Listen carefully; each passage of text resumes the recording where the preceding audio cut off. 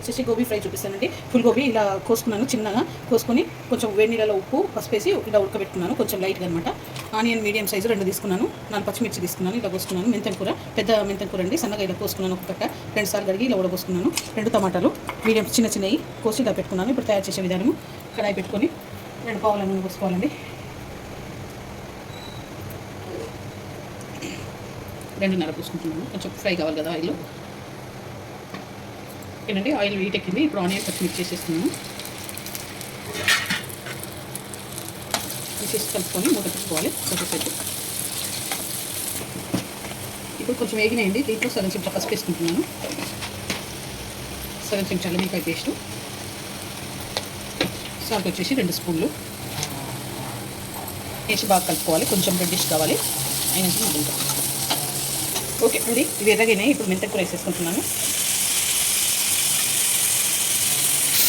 ఒక 5 మినిట్స్ ఉడకనివ్వాలండి మెంతం కూర. కొంచెం ఉడికింది, ఇప్పుడు గోబీ వేసేస్తున్నాను.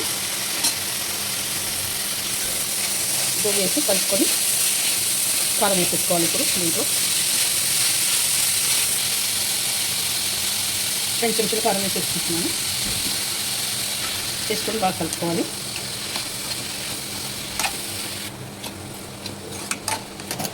సిమ్లో పెట్టుకోవాలండి మంటని. ఇప్పుడు టమాటా కూడా వేసేసుకుంటున్నాను.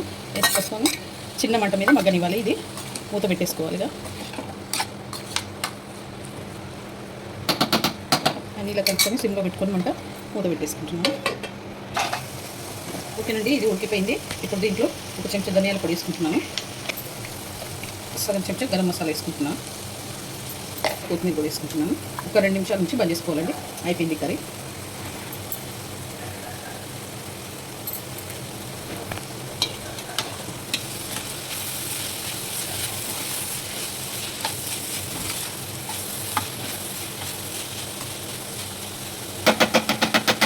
ఈ కర్రీ అయిపోయింది. ఈ వీడియో కనుక నచ్చితే లైక్ చేయండి, షేర్ చేయండి, కామెంట్ చేయండి, సబ్స్క్రైబ్ చేయండి. చాలా బాగుంటుంది. రోటీలో రైస్లోకి అన్నింటిలోకి చాలా